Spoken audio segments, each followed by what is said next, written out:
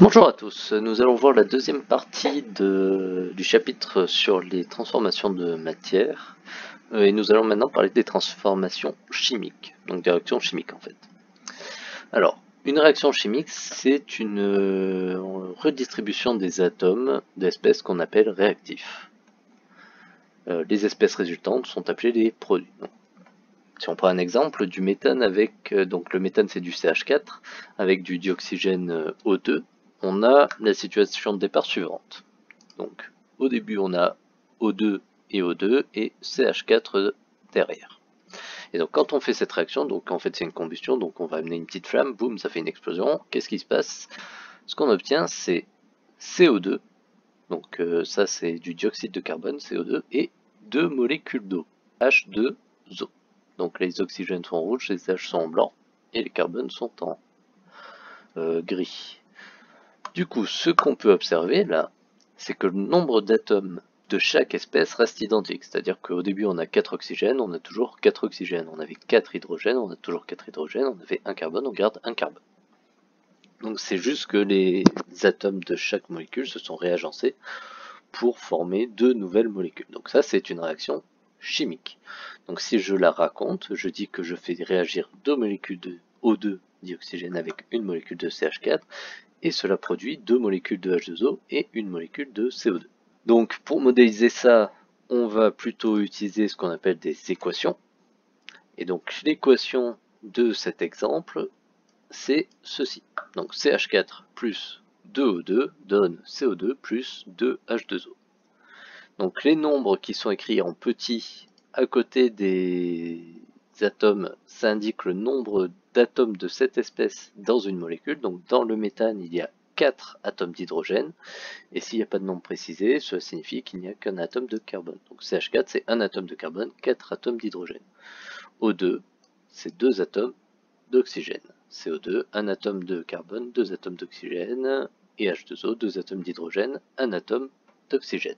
Les nombres qui sont écrits devant, donc ici devant O2 et devant H2O, s'indiquent le nombre de molécules qu'on a. Donc on a 2 molécules de dioxygène et 2 molécules de H2O. Quand on n'indique pas ce nombre, qu'on appelle un nombre stéchiométrique, donc c'est un nombre un peu compliqué, donc quand ce nombre est 1, on n'écrit pas donc. Quand on écrit CH4, on sous-entend qu'il n'y a qu'une molécule de méthane, qu'une molécule de CH4.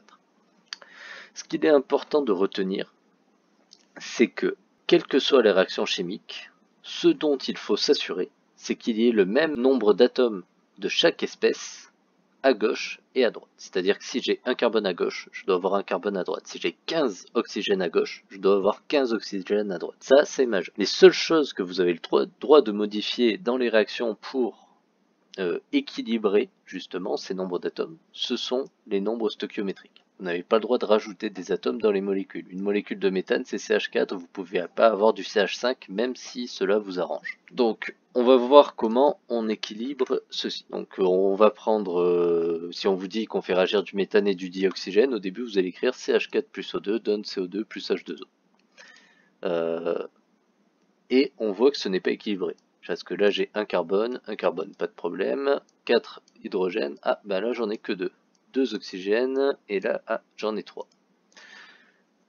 Donc, comment on fait cet équilibrage? Eh bien, tout simplement, on va rajouter une molécule de dioxygène à gauche pour augmenter mon nombre de dioxygène. Donc, on va mettre un 2 devant. Donc, au lieu d'avoir une seule molécule de dioxygène, je vais en avoir 2. Et je vais mettre un 2 à droite pour équilibrer aussi les hydrogènes. Donc on ne peut mettre que des nombres entiers dans les équations de réaction. On va voir maintenant rapidement la méthodologie pour ajuster une équation de réaction. Donc là, cette démonstration, c'est ce qu'on appelle un ajustement pas à pas. On va voir que c'est très progressif. Donc là, première chose, c'est que vous devez connaître tous les réactifs et les produits. Il faut que vous écriviez la réaction chimique comme je l'ai fait là, sans nombre stoichiométrique au début, si vous ne l'avez pas. Sinon, si vous l'avez, tant mieux, il n'y a pas de problème, vous ne pouvez pas deviner. Donc cette méthode par tâtonnement, au pas à pas, elle est bien pratique pour ajuster les trucs. Donc c'est inspiré de une vidéo de l'anti-sèche. Je vous mets le lien juste là. Et cet ajustement, je vais prendre le même exemple qu'il a utilisé et on va voir comment ça se passe. Alors, on va prendre la réaction du butane, qui a pour formule brute C4H10, donc 4 carbone et 10 hydrogène dans cette molécule, et du dioxygène O2, comme on l'a vu. Donc, c'est comme précédemment, on produit de l'eau H2O et du dioxyde de carbone CO2. Donc, j'écris l'équation sans coefficient et je compte les atomes de chaque type ou chaque espèce de chaque côté. Donc, C4H10 plus O2 donne CO2 plus H2O. Donc, à gauche, j'ai 4 carbones et à droite, j'en ai 1. À gauche, j'ai 10 hydrogènes et à droite, j'en ai 2.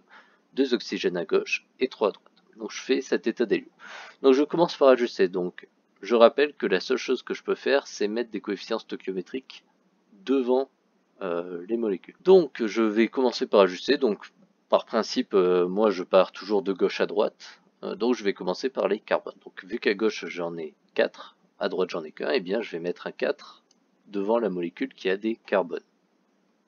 Donc maintenant j'ai 10 hydrogènes à gauche et 2 à droite. Donc qu'est-ce que je vais faire? Je vais mettre 5 devant H2O, parce que vu qu'on a 2 hydrogènes par molécule d'eau, 5 x 2, 10. Pas de problème, donc j'ai équilibré les hydrogènes. Maintenant, j'ai 2 oxygènes à gauche et 4 x 2 plus 5, donc 4 x 2 dans le CO2 et 5 x 1 dans H2O, donc ça fait 13 dioxygènes.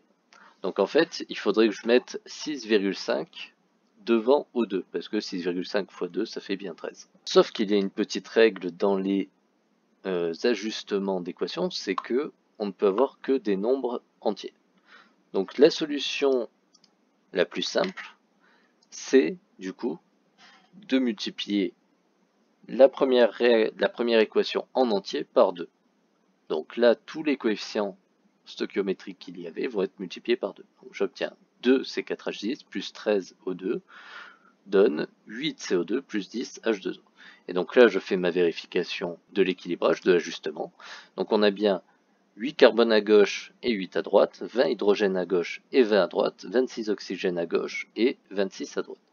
Donc l'équation est ajustée. Donc je vous laisse la vidéo de l'anti-sèche qui reprend la même technique sur le même exemple, il n'y a pas de problème. Et je vous invite fortement à essayer de refaire cet exemple et de vous entraîner. Si vous ne le faites pas par vous-même, vous ne pourrez pas y arriver. Je peux comprendre que ça vous paraît compliqué, mais faites-le une fois, deux fois sur des exemples plus ou moins compliqués et vous verrez que en fait ce n'est pas compliqué du tout. Dans le cas d'ions, c'est-à-dire d'atomes qui ont perdu ou gagné des électrons, il faut aussi s'assurer que les charges globales sont équilibrées à gauche et à droite. Donc si je regarde l'équation de dissolution du chlorure de fer 3, FeCl3 dans l'eau. Donc là, si je veux être tout à fait correct, il faudrait même que je précise qu'au début il est solide et qu'après on passe en aqueux, comme on l'a vu dans la partie précédente. C'est un peu secondaire, c'est pas le cœur de la leçon. Si on regarde le chlorure de fer 3 ici, donc fer 3, cela signifie que l'ion qu'on obtient de fer, c'est un Fe3+, c'est-à-dire qu'il a perdu 3 électrons. Et donc, on obtient de l'autre côté 3 Cl-, les ions chlorure, ce sont des ions Cl-. Donc, ce dont il faut s'assurer, c'est que si à gauche on a 0 charge, donc là, FeCl3, c'est un solide, tout ce qu'il y a de plus banal qui n'est pas un ion. Donc, à droite, ça veut dire que l'addition de toutes les charges doit aussi faire 0. Donc, 3 plus 3 fois moins, ça fait bien 0, donc l'équation est équilibrée. Donc ça, c'est une vérification à faire en permanence. Donc comme je l'ai dit, on peut préciser les états des différents éléments. Donc dans le cas de la combustion du butane, tout est gazeux. Maintenant, nous allons voir la notion de réactif limitant. Donc lors d'une réaction chimique, c'est quand même très rare qu'à la fin, la totalité de tous les réactifs soit consommée. Il y a toujours du reste de réactifs. Et le réactif qui est totalement consommé, donc celui qui aura disparu avant l'autre ou les autres, c'est ce qu'on appelle le réactif limitant. Car quand il n'y en a plus, la réaction s'arrête, donc il aura limité la réaction. Donc on peut déterminer le réactif limitant à partir de l'équation de réaction et des quantités de matière des réactifs. Donc pour ça, je vous renvoie quantité de matière à la notion de mol. Donc imaginons, on fait une réaction petit a, nombre stoichiométrique devant le réactif grand A, plus petit b, nombre stoichiométrique devant le réactif grand B, donne des produits. Donc A et B, grand A et grand B, ce sont les réactifs, et A minuscule B minuscule, les coefficients stoichiométriques. Na et Nb, j'appelle ça les quantités de matière initiale des réactifs. Les produits, pour établir le réactif imitant, on s'en fiche, ils n'ont pas d'importance. Donc il va y avoir trois cas de figure. Soit Na sur Nb égale A sur B, donc dans ce cas-là, la réaction est complète, il n'y a plus du tout de réactif à la fin. Soit le rapport des quantités de matière est supérieur au rapport des nombres stoichiométriques, c'est-à-dire que B sera le réactif imitant, ou à l'inverse, si c'est dans le cas contraire, A sera le réactif imitant. Donc on va voir tout de suite un exemple. Donc là, l'idée, ça va être d'identifier dans un exemple les différents éléments de cette méthode. Alors, je reprends l'exemple de la combustion du butane. On veut faire brûler 8 mols de butane avec 35 mols de dioxygène. Et on se demande, est-ce que je vais tomber à court de dioxygène avant de tomber à court de butane, ou est-ce que je vais tomber à court de butane avant de tomber à court de dioxygène? Donc, je rappelle l'équation de réaction. Les produits, comme on s'en rappelle, on s'en fiche, et on commence par identifier.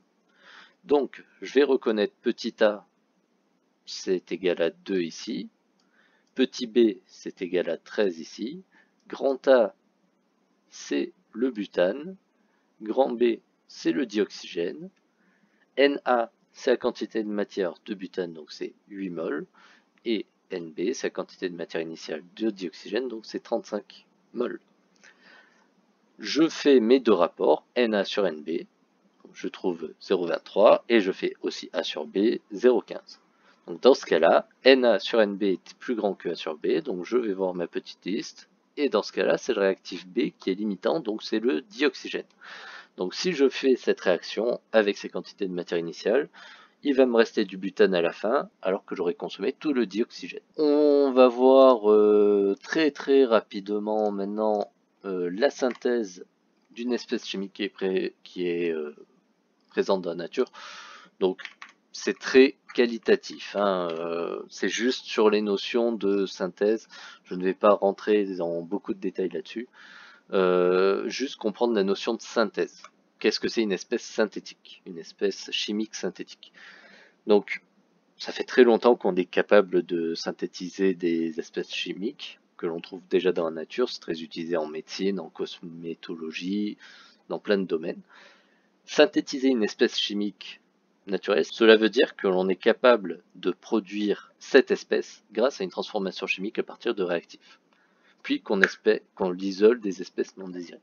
Donc c'est-à-dire que la molécule qu'on obtient à la fin, la molécule synthétisée, la molécule qu'on dit synthétique ou artificielle des fois, c'est exactement la même molécule que celle qu'on trouve dans la nature. Si je vous présente une molécule, si vous regardez au microscope électronique une molécule d'acide ascorbique artificielle qui aura été créée en laboratoire, ou une molécule d'acide ascorbique prélevée dans un citron, quel que soit l'outil que vous utilisez, vous ne serez pas capable de déterminer lequel est l'artificiel, lequel est le naturel. Donc c'est là où certains discours peuvent être dangereux, dans le sens où on vous fait croire que chimique et naturel s'opposent. Ça n'a rien à voir. Toutes les réactions qu'il y a il y a énormément de réactions de la nature qui sont chimiques, énormément de choses qui sont nocives pour nous. Donc il faut bien comprendre que synthétiser ne veut pas dire différent. On peut synthétiser exactement la même chose. Donc un schéma, un montage expérimental classique pour la synthèse d'une étape de la synthèse, c'est le montage à reflux. Donc c'est un montage où on va chauffer dans un ballon notre réaction initiale. Donc le fait de chauffer permet en général d'accélérer les réactions chimiques, et en haut, on a ce système réfrigérant qui en fait permet d'éviter les pertes. Donc en général, quand on chauffe, il y a des choses qui s'évaporent. Et quand on fait de la synthèse, on ne veut pas spécialement perdre de la matière. Donc on va refroidir ici pour éviter que la vapeur s'en aille. Donc quand la vapeur arrive là-dedans, elle redevient un liquide et retombe dans le ballon. Donc une fois que l'espèce est synthétisée, on veut vérifier que on a bien cette espèce à l'identique. On veut vérifier qu'on a cette espèce à l'identique et surtout qu'elle est présente en fait. Est-ce qu'on l'a bien synthétisée? Donc pour cela, on utilise notamment une technique dite de chromatographie sur couche mince.